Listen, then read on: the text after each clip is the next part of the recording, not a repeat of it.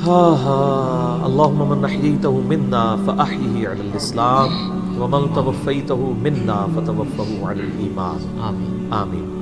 کل نفس ذائقۃ الموت، یہ قرآن حکیم میں کئی دفعہ یہ آیت ریپیٹ ہوئی ہے کہ ہر جان کو موت کا مزہ چکھنا ہے، اور یہ بات بالکل طے ہے کہ ہر شخص کی موت کی جگہ، ٹائم، سیکنڈز تک اللہ تعالیٰ نے ڈیفائن کر دی ہے اس کی تقدیر میں، وہ آگے پیچھے نہیں ہو سکتی، نیور، ناٹ ایٹ آل۔ اور یہ جو بخاری مسلم میں آیا نا کہ جو شخص چاہتا ہے کہ اس کی عمر دراز کر دی جائے، اس کے رزق میں فراوانی ہو، وہ اپنے رشتہ داروں کے ساتھ حسن سلوک کرے، تو یہ بھی تقدیر میں لکھا ہوا ہوگا کہ اس کی عمر ہے 60 سال، لیکن یہ اپنے رشتہ داروں کے ساتھ حسن سلوک کرے گا، اللہ تعالیٰ اس کی عمر 70 سال کر دے گا، وہ بھی لکھا ہوگا، وہ 70 ہی ڈیفائن ہوئی ہے، وہ 60 کا 70 بننے کے بعد جو 70 ہے وہ اللہ تعالیٰ نے لکھا ہوا ہے، ٹھیک ہو گیا جی؟ تو یہ اللہ تعالیٰ کے یعنی فیصلے ہیں، قرآن حکیم بالکل واضح ہے۔ سورہ آل عمران میں آتا ہے کہ جب غزوہ احد کے موقع کے اوپر منافقین نے کہا نا کہ ہم نے اپنے بھائیوں کو منع کیا تھا کہ احد کے میدان میں نہ جاؤ ورنہ قتل ہو جاؤ گے، تو اللہ تعالیٰ نے فرمایا اگر ان کی موت کا وقت آ چکا ہوتا یہ خود کھینچے چلے جاتے اپنی مقتل گاہوں کی طرف، یہ اپنے آپ کو روک بھی نہ پاتے۔ پھر سورہ نساء میں آیا کہ تم اپنے آپ کو مضبوط قلعوں میں بھی بند کر لو نا، موت تمہیں وہاں پہ بھی آ کے جائے گی، وہ موت کو آپ ٹال نہیں سکتے، ایک لمحہ نہ آگے ہوگی نہ پیچھے۔ سورہ لقمان کے بالکل اینڈ میں آتا ہے نا کہ 5 علوم اللہ تعالیٰ کے ساتھ خاص ہیں، ان میں ایک ہے کہ کوئی جان نہیں جانتی کہ اس کو کس زمین میں موت آئے گی، ہاں اللہ تعالیٰ وحی کے ذریعے بتا دے، جیسے مسلم شریف میں حدیث ہے نبی صلی اللہ علیہ وآلہ وسلم نے غزوہ بدر سے ایک دن پہلے زمین پہ لکیریں کھینچ دی تھی بدر کے میدان میں، یہاں کل ابو جہل کی لاش ہوگی، یہاں عتبہ کی ہوگی، یہاں امیہ ابن خلف کی ہوگی۔ سر اب آپ عمر سیریز دیکھیں نا، وہاں آپ کو لاشیں پڑی ہوئی نظر بھی آئیں، ٹھیک ہو گیا جی؟ تو یہ آپ صلی اللہ علیہ وآلہ وسلم نے پہلے ڈیفائن کر دی تھی ساری چیزیں، تو یہ اللہ تعالیٰ نے آپ کو وحی کے ذریعے بتایا تھا، اللہ تعالیٰ بتا سکتا ہے اپنے پیغمبر کو، تو واقعی موت کا وقت مقرر ہے، وہ ٹل نہیں سکتا۔ لیکن اس پہ یہ بھی سوال ہوتا ہے کہ اگر کوئی شخص کسی کو قتل کر دے تو پھر اس کا کیا قصور ہے؟ وہ اللہ تعالیٰ کا ایک قانون ہے، اس نے مرنا تو تھا، اس میں کوئی شک نہیں ہے، لیکن دنیا میں اللہ تعالیٰ نے رولز اور ریگولیشن کے ساتھ دنیا کو جوڑا ہوا ہے۔ سورۃ البقرہ میں آیا کہ قصاص میں انسانیت کی زندگی ہے، سورۃ المائدہ میں آیا جس نے ایک جان کو ناحق قتل کیا اس نے پوری انسانیت کو قتل کیا، اور جس نے ایک شخص کی جان بچائی پوری انسانیت کی جان بچائی۔ لہٰذا یہ جو کوئی کسی کو قتل کرے گا تو قرآن میں ہے قصاص کے اندر انسانیت کی زندگی ہے۔ انسانیت 2 چیزوں میں چل رہی ہے، احترام جان اور احترام مال۔ اگر یہ 2 چیزیں نکل جائیں تو معاشرہ نہیں چل سکتا۔ گوروں کا معاشرہ ہم سے بہتر کیوں ہے؟ بغیر ریلیجن کے بھی احترام جان احترام مال ہے، جسٹس ہے، انصاف ہے، عدالتیں آزاد ہے، جہاں پہ احترام جان بھی احترام مال بھی ہے۔ سالوں تک وہ ثبوت ڈھونڈتے رہتے ہیں، اس کے بعد بندے کو پکڑتے ہیں، یا بندے پکڑ کے غائب ہو کے مرا جاتے ہیں، ان کے رشتہ دار عدالتوں کے چکر کاٹتے رہتے ہیں کہ جی ہمارا بچہ اٹھایا گیا، نہ عدالتوں کو پتہ ہوتا ہے نہ اور کسی کو پتہ ہوتا ہے۔ تو یہ چیزیں تو پھر ظاہر ہے کہ ایک ریونج کریٹ کریں گی نا۔ ہم اس لیے کہتے ہیں عدالتوں کو آزاد ہونا چاہیے، عدالت سے اوپر کوئی نہیں ہونا چاہیے، عدالتیں آزاد ہوں گی باقی سارا سسٹم بہتر ہو جائے، ٹھیک ہو گیا؟ تو یہ یعنی اللہ تعالیٰ نے وقت مقرر کر دیا ہے، وہ آگے پیچھے نہیں ہوگا، اور آپ دیکھتے ہیں کتنے لوگ موت کے منہ سے واپس آ جاتے ہیں۔ حضرت خالد بن ولید رضی اللہ تعالیٰ 100 سے زیادہ مار کے لڑے انہوں نے، اور جب موت کا وقت قریب آیا وہ کہتے ہیں میرے جسم کا کوئی ایک حصہ بھی ایسا نہیں جہاں پہ کسی نیزے یا تلوار کا نشان موجود نہ ہو۔ یہ عمر سیریز میں انہوں نے ان کی موت کا وقت فلمایا ہے، ابو دردہ ان کے پاس بیٹھے ہوئے ہیں، اور وہ کہتے ہیں دیکھ لو اگر موت میدان جنگ میں آنی ہوتی نا ابو دردہ تو میرے جسم کا ایک حصہ بھی ایسا نہیں جہاں پہ کوئی زخم نہ ہو، اور میں ایک بوڑھے اونٹ کی طرح بستر مرگ پہ مر رہا ہوں۔ میدان جنگ میں نہیں شہادت ملی، شہادت اتنی آسانی سے نہیں مل جاتی انسان کو، وہ اللہ تعالیٰ جس کے لیے ڈیفائن کرے گا۔ باقی یہ کہ اللہ تعالیٰ نے ان کو ایک فضیلت دی کہ وہ اللہ کی تلوار تھے، ظاہر تلوار تو ٹوٹ نہیں سکتی تھی، تو جو لوگ اللہ کے لیے زندگی گزارے وہ عام حالت میں بھی مرے اللہ تعالیٰ ان کو شہادت کو عطا فرما دیتا ہے۔ میدان جنگ میں جانے سے موت نہیں آتی، کتنے لوگ موت کے منہ سے واپس آتے ہیں، اور سر ایئر کریش میں لوگ بچ گئے ہوئے ہیں، اور تو اور چھوڑ دیں جہاں پہ کوئی انسان امیجن نہیں کر سکتا، کئی بم پھٹتے ہیں، بندے مر جاتے ہیں، کسی عورت نے بچہ اٹھایا ہوا ہے، بچہ سیدھا سلامت مل جاتا ہے وہاں سے، یہ اللہ کے فیصلے ہیں کس کے لیے کیا زندگی رکھی ہے. وہ اسی لیے کہا جاتا ہے نا کہ مارنے والے سے جو بچانے والا جو ہے نا وہ بڑا ہے. یعنی وہ ویسے تو مارنے والا بھی اللہ ہی ہوتا ہے، لیکن وہ اس حوالے سے کہا جاتا ہے کہ دنیا میں اگر کوئی سمجھتا ہے نا کسی شخص کو مار سکتا ہے تو، اور اگر اللہ نے اس کی موت نہیں لکھی ہوئی وہ نہیں ہے. موت انسان کی زندگی کی حفاظت کرتی ہے. سر میری سب سے بڑی محافظ میری موت ہے. اگر میری موت لکھی ہوئی ہے نا 2050 کے اندر، پوری دنیا مل کے بھی مجھے 2049 میں بھی نہیں مار سکتی. آج 2018 میں تو تصور بھی نہیں. اور اگر میری زندگی لکھی ہوئی ہے 2018 میں ختم ہونی، چاہے وہ ایئر کریش کے اندر ہو، چاہے وہ ہارٹ فیٹ کے ذریعے ہو، چاہے وہ گردوں کے فیلئر کے ذریعے ہو، چاہے برین ہیمریج کے ذریعے ہو، کسی بھی ذریعے سے ہو، تو کوئی اسے بڑھا نہیں سکتا. دیکھ لینا آپ پچھلے دنوں کتنا بڑا ایک واقعہ ہوا ہے. یعنی ہمارے پاکستان میں 3 ٹائمز جو پرائم منسٹر رہے ہیں نواز شریف صاحب، ان کی بیوی 1 سال سے زیادہ وینٹیلیٹر کے اوپر رہی ہے. ان کے پاس پیسے کی کوئی کمی تھی؟ علاج کرانے کا کوئی ایشو تھا؟ سب کچھ کروایا ہے، بچا سکے؟ نہیں. غریب آدمی تو کہتا ہے پیسے ہوتے تھے شاید بچ ہی جاتا. سر جن کے پاس پیسے ہیں وہ بچا کے بتاتے ہیں. موت کا وقت لکھا ہوا ہے سر، کوئی نہیں ٹال سکتا.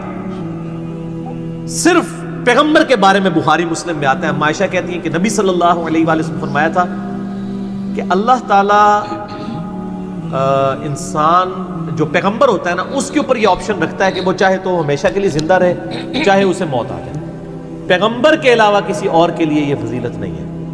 اور کہتی ہیں کہ بخاری مسلم دونوں میں نے وفات النبی پہ مسئلہ 163 بھی ریکارڈ کروایا، اس میں نے بتایا تھا کہ عائشہ کہتی ہیں نبی صلی اللہ علیہ وآلہ وسلم اپنے موت کے وقت بار بار اوپر سر مبارک یعنی اٹھاتے تھے اور کہتے تھے اللہم الرفیق الاعلیٰ.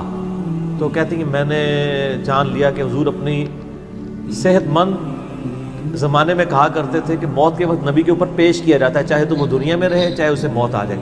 تو مجھے لگتا ہے کہ نبی علیہ السلام پہ اس وقت آفر وہ پیش کی جا رہی ہے اور آپ کہہ رہے ہیں اللہ مجھے رفیق الاعلیٰ کے ساتھ ملا لے. تو میں نے کہا مجھے اب پتہ چل گیا کہ آپ صلی اللہ علیہ وسلم کو یعنی وفات ہو جائے گی آپ کی. یہ نبی کے لیے خاص ہے اور کسی کو کوئی آپشن نہیں ملتا.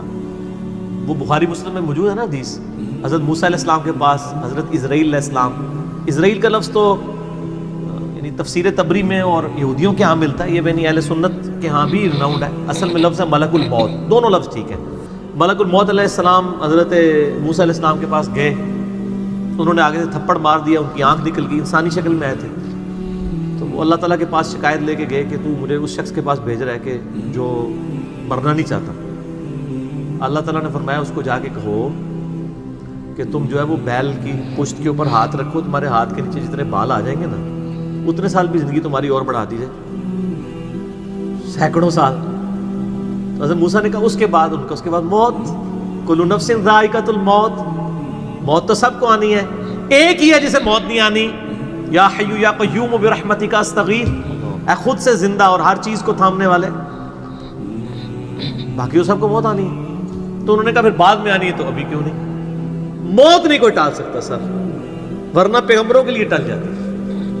وہ پیغمبروں کو جو آفر بھی لگائی گئی ہے وہ یہ نہیں ہے کہ ہمیشہ زندہ رہیں گے، نہیں، قیامت تک. قیامت میں تو سب کو موت آ ہی جانی ہے، ٹھیک ہے. اور پھر ایک وہ وقت بھی ہوگا جب اللہ تعالیٰ پوچھے گا لمن الملک اليوم، تو کوئی جواب دینے والا نہیں ہوگا، سب کو موت آ چکی ہوگی. سارے فرشتے، جنات، انسان، مخلوقات، اللہ خود ہی جواب دے گا للہ الواحد القہار.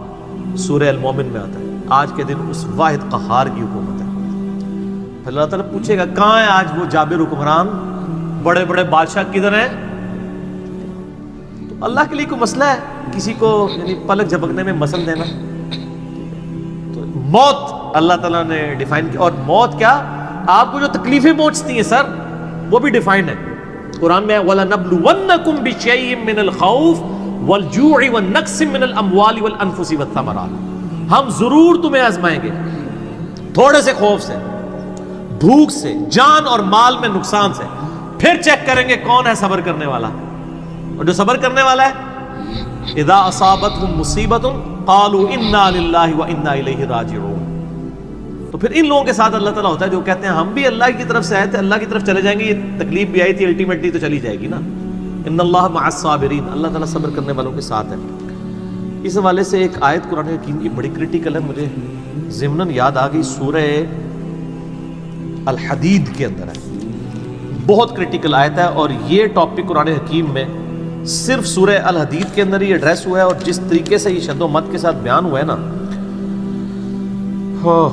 آیت نمبر 22-23، اعوذ باللہ من الشیطان الرجیم، ما اصاب من مصیبت فی الارض، کوئی مصیبت بھی زمین میں نہیں آتی، ولا فی انفسکم، اور نہ تمہاری جانوں میں، یعنی زمین پہ جتنے زلزلے آتے ہیں، طوفان آتے ہیں، سونامی آتے ہیں، قحط پڑتا ہے، یہ جتنے بھی عذاب آتے ہیں یا تکلیف آتی ہیں، اور نہ تمہاری جان میں، یعنی کسی کو کینسر ہوتا ہے، کسی کے گردے فیل ہوتے ہیں، کسی کی آنکھ ضائع جاتی ہے، کسی کے اوپر فالج کا اٹیک ہو جاتا ہے، کسی کو ہارٹ اٹیک ہوتا ہے، اللہ تعالیٰ فرماتا ہے یہ ساری تکلیف چاہے زمین پہ ہیں یا تمہاری جانوں پہ ہیں، الا فی کتاب من قبل ان نبرأها، وہ تو پہلے ہی ہم نے لوح محفوظ پہ لکھی ہوئی ہے، اس سے پہلے کہ ہم ان کو بھیجے، ڈیفائن ہے، ہونا ہے کہ فلاں تاریخ کو اتنے بجے اس کے ساتھ یہ ہوگا، یہ ڈیفائن ہے۔ ان ذالک علی اللہ یسیر، بے شک یہ اللہ کے لیے بہت آسان ہے، ٹینشن نہیں لینی کہ یار یہ کیسے ہو سکتا ہے کہ پہلے ہی پتا ہو، اربوں انسانوں کے ساتھ اربوں واقعات، اور صرف انسان نہیں باقی مخلوقات کے ساتھ، اللہ فرماتا ہے میرے لیے تو آسان ہے، لیکن اس کی ریزن بتائیے کیوں ہے، لِكَيْ لَا تَأْسَوْا عَلَى مَا فَاتَكُمْ، یہ ہم نے اس لیے کیا تاکہ جو تم سے بات، جو نعمت تم سے چھن جائے تم اس کے اوپر افسوس نہ کرو، وَلَا تَفْرَحُوا بِمَا آتَاكُمْ، اور نہ تم شیخی بگاڑو جو تمہیں نعمت ملے اس کے اوپر، اچھائی ملے تو یہ نہ کوئی بڑا میرا کمال ہے، وہ تقدیر میں تھی، ملنی تھی، اور اگر کوئی چیز چھن جائے تو افسوس نہ کرو، واللہ لا يحب كل مختال فخور، اللہ تعالیٰ کو شیخی بگاڑنے والے پسند نہیں ہے۔ یہ آیت نمبر 22-23 بتا رہی ہے سورۃ الحدید کی کہ زمین و آسمان پہ جتنی بھی تکلیف انسانوں پر، جنات پر، جانوروں پر آتی ہیں وہ ڈیفائنڈ ہے، اور انہی تکلیف میں سے ایک بڑی تکلیف موت ہے، وہ بھی ڈیفائنڈ ہے، وہ کوئی ٹال نہیں سکتا، کوئی کسی کی موت کو ٹال نہیں سکتا، اور نہ کوئی کسی شخص کو موت دے سکتا ہے۔ اب دیکھیں لوگوں نے کتنی ایفرٹس کی ہیں، خود ہمارے نبی صلی اللہ علیہ وآلہ وسلم پہ کس قسم کی ایفرٹس کی گئی ہیں، اللہ تعالیٰ نے آپ کو کس طریقے سے مکے سے نکال کے مدینے تک پہنچا دیا، اور وہ بخاری مسلم میں بڑی مشہور حدیث ہے، آپ درخت کے نیچے آرام کر رہے تھے، تلوار سائیڈ پہ لٹکائی ہوئی تھی، ایک عرابی آیا دشمن، اس نے موقع غنیمت جانا کہ آپ سوئے ہوئے ہیں، اس نے تلوار اٹھائی اور نبی صلی اللہ علیہ وسلم کے یہاں پہ رکھ دی اور کہا محمد آج تجھے میرے ہاتھوں سے کون بچائے گا؟ تو نبی صلی اللہ علیہ وسلم نے کوئی کانفیڈنس لوز نہیں کیا، ان کو پتا تھا والذی ارسل رسولہ بالہدی ودین الحق لیظہرہ علی الدین کلہ، اللہ نے اپنے نبی کے پیچھے اللہ ہے، ان کا اللہ بچائے گا، اللہ جب سنا اس کے ہاتھ کانپنے شروع ہو گئے، اس کے ہاتھ سے تلوار ہی گر گئی، نبی علیہ السلام نے وہ تلوار اٹھائی اور کہا اب تجھے میرے ہاتھوں سے کون بچائے گا؟ یہ بخاری مسلم دونوں میں یہ واقعہ، اس نے کہا آپ تو معاف فرمانے والے ہیں، درگزر فرمانے والے ہیں، تو یعنی آپ کے وہ حسن اخلاق سے پھر متاثر ہوا، مسلمان ہو گیا۔ مسئلہ یہ ہے کہ یہ کانفیڈنس آپ کو ہونا چاہیے۔ بخاری مسلم میں حدیث ہے کہ غزوہ حنین کے موقع پر کچھ صحابہ کی زبان سے نکل گیا کہ بدر میں تو 313 تھے، غالب آ گئے تھے، آج تو ہم 12,000 ہیں، کافر تو بڑے تھوڑے ہیں، اور یہ ذکر سورۃ الانفال میں آیا غزوہ حنین کا، یہ فتح مکہ کے بعد ہوئی تھی یہ جنگ، مشرکین عرب سے آخری جنگ قبیلہ حوازن کے خلاف۔ اللہ نے فرمایا جب تم نے یہ جملہ بولا نا پھر تمہیں بھاگنے کی جگہ نہیں ملتی تھی، حوازن کے لوگوں نے جب تیر چلائے تو 12,000 میں سے صرف 80 بندے نبی علیہ السلام کے ساتھ رہ گئے، باقی سب بھاگ گئے۔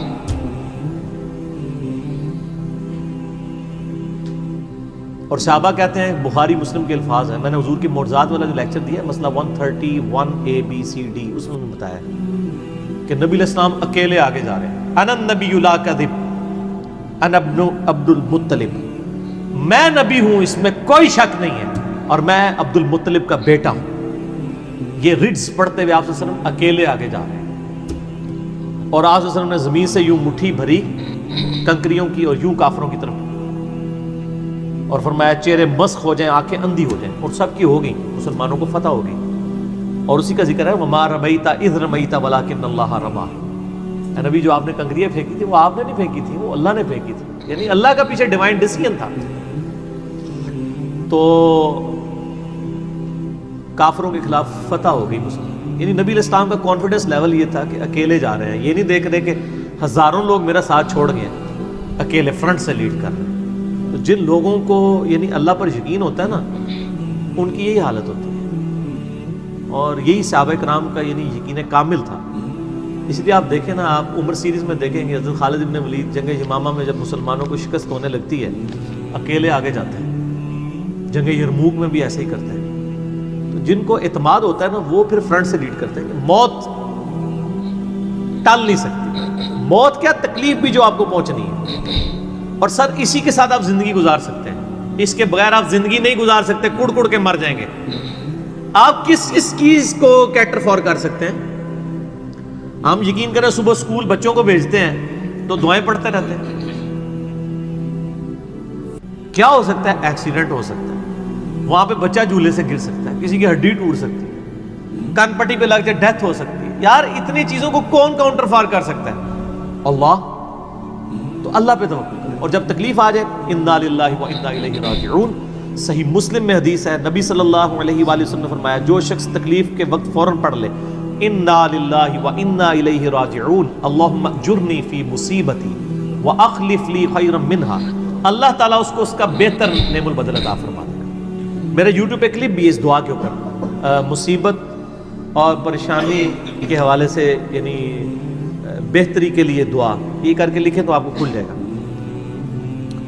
یہ آپ کو مشکات میں کتاب الجنائز چیپٹر میں پہلی جلد میں دعا مل جائے گی صحیح مسلم کے حوالے سے. ام سلمہ کہتی ہیں کہ جب میرا خامن فوت ہوا تو میں نے یہ فوراً دعا پڑھ لی، انا للہ و انا الیہ راجعون، ہم بھی اللہ کی طرف سے ہیں، اس کی طرف لوٹ کے جانے والے ہیں. اللہم اجرنی فی مصیبتی، اے اللہ مجھے اس مصیبت میں بہتر اجر عطا فرما، واخلف لی خیرا منہا، اور مجھے اس سے بہتر بدلہ عطا فرما دے. کہتی میں دل میں سوچ رہی تھی کہ اس سے بہتر مجھے خامد کیسے مل سکتا ہے؟ ابو سلمہ سے بہتر تو انسان حضور کے صحابہ میں بھی کوئی نہیں ہے. عدت گزاری تو نبی علیہ السلام نے رشتے کا پیغام بھیج دیا، ام المومنین بن گئی. اور ہماری یہ وہ ماں ہے جو سب سے آخر میں فوت ہوئی ہیں، واقعہ کربلا کے بھی بعد فوت ہوئی ہیں. ام سلمہ، واقعہ کربلا ان کی زندگی میں ہوا ہے، ام سلمہ رضی اللہ تعالی عنہا. تو یہ دعا یاد کریں، انا للہ و انا الیہ راجعون. اتنا حصہ تو قرآن میں ہے، باقی صحیح مسلم میں اللہم اجرنی، اللہم اجرنی، یہ جھٹکے سے پڑھنا ہے.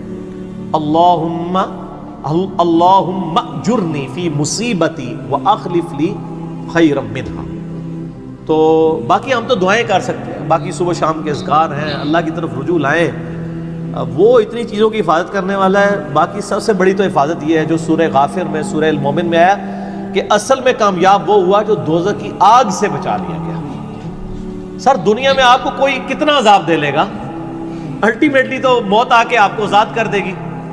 جب فرعون کے دربار میں وہ جو جادوگروں نے کلمہ پڑھ لیا تھا تو اس نے کہا تم نے میری اجازت کے بغیر پڑھ لیا، میں تمہیں تمہارے مخالف سمت کے ہاتھ پاؤں کٹوا کے تمہیں سولی پہ چڑھا دوں گا. تو انہوں نے کیا کہا تھا؟ انہوں نے کہا تو جو کچھ دے گا دنیا کی زندگی میں عذاب دے سکتا ہے نا، کوئی شخص کسی کے مرنے کے بعد تو اسے عذاب نہیں دے سکتا نا. وہ لاش تو بس لاش ہی پڑی ہے نا، اصل چیز تو روح تھی نا.